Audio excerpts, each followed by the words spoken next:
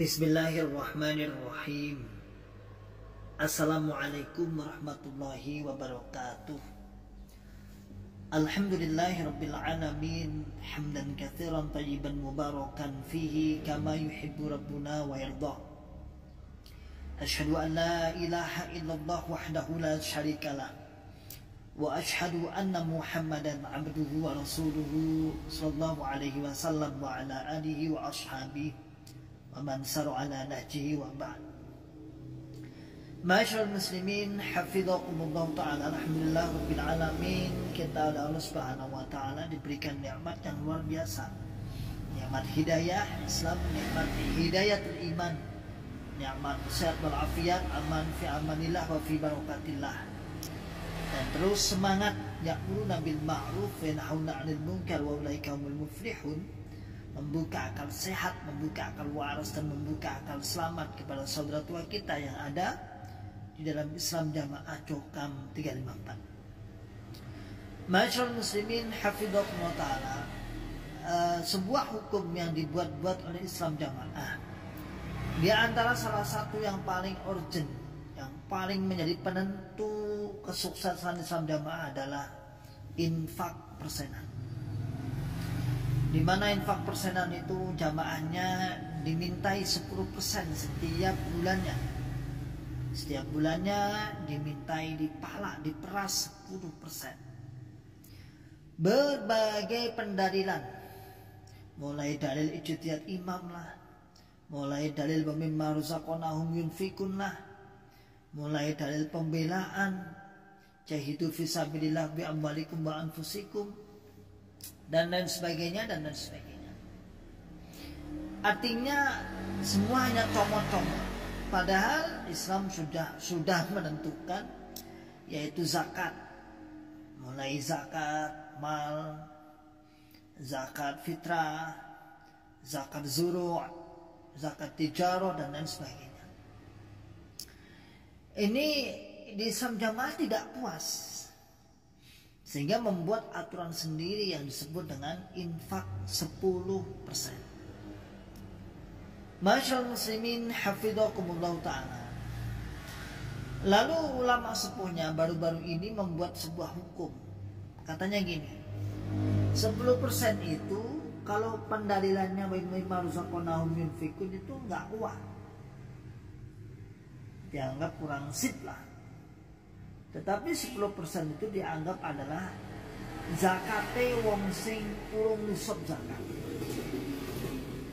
Zakatnya orang yang belum nisab zakat. Katanya seperti itu. Oke, kita ikuti narasinya, kita ikuti ucapan beliau. Lalu muncul pertanyaan.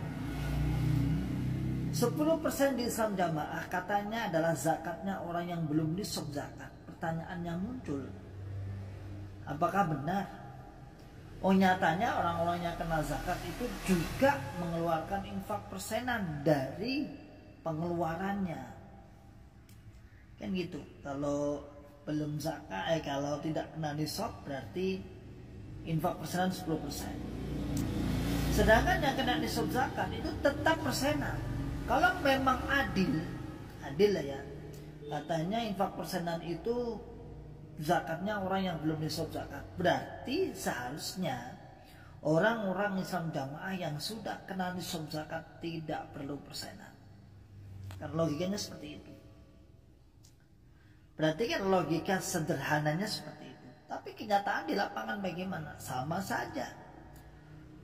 Orang yang kena zakat ya tetap persenan.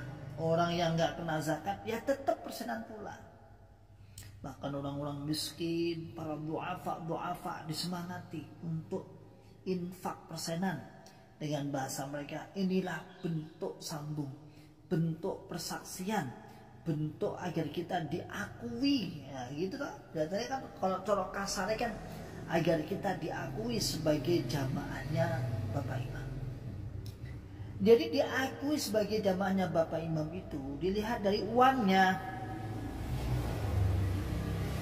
Maka tadi ucapannya Mbah Tojin itu di YouTube, silahkan disimak di YouTube Ribat Aklis Salim, yaitu ulasannya beliau. itu mengatakan setengah wajib. Setengah wajib. Jadi kalau memang benar sebenarnya Mbah Tojin itu sebenarnya zakat itu infak 10% diterapkan oleh imam Islam jamaah itu bagi yang belum kena zakat. Cuman nggak dilanjutkan oleh Mbah Tojin. Seharusnya kan dilanjutkan seperti ini. Berarti kalau sudah kena zakat berarti nggak perlu infak persenan. Coba kira-kira berani nggak dilanjutkan ucapan seperti itu?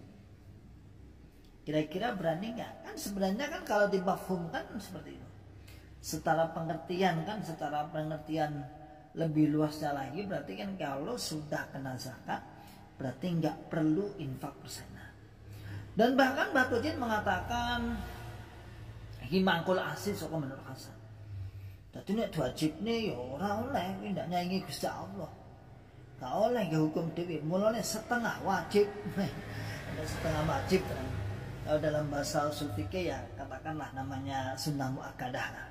Sunnah muakkadah, sunnah yang sangat dikuatkan lah. Kira-kira seperti itu. Tapi Mbah Tojin setengah wajib. Ada wajib, ada setengah wajib, ada sunnah, ada setengah sunnah. Berarti sebenarnya kalau ada setengah, ada seperempat, seperpuluh, ada seperberapa gitu. Maka masyarakat muslimin hafidhakumullah ta'ala, ini menunjukkan tak kuatnya pendalilan. Maka dalilnya asal comot, mana yang menguntungkan, mana yang kira-kira menguntungkan, sampai dalam Islam jamaah para pengurus-pengurus pusat mendoktrin itu para jamaah dan para keset-kesetnya. Dikatakan jamaah yang berhasil, pengurus yang berhasil adalah pengurus yang bisa mengeruk, mengajak jamaahnya untuk infak sebanyak-banyak. Dan gitu. Berarti orientasinya adalah uang.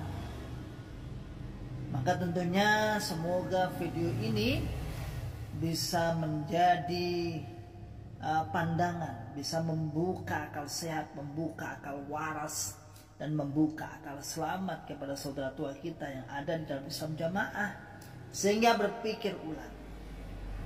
Bener enggak sih infak persenan itu aslinya bener enggak?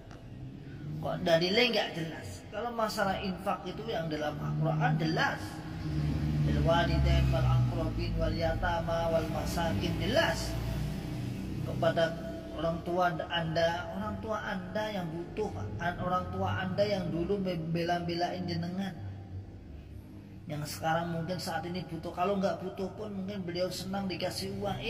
Masalah setor ke Kediri, ke Bapak Ngimam, mau jadi keset aja bayar. Loh, saya katakan keset itu bukan penghinaan, kan itu sudah menjadi doktrin jenengan, bahwasanya senajan tadi keset, walaupun jadi keset masih bersyukur. Maka saya tinggal nambah aja, ngarep dadi keset kita tak bayar, kan nggak usah bayar, iso wae.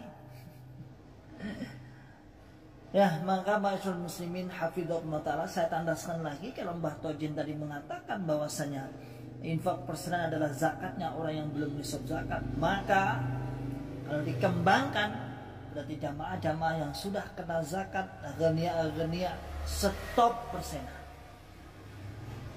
Nah, kita mengartikan yang secara lughawiyah, secara konteks pembicaraannya Mbah Tojin seperti itu.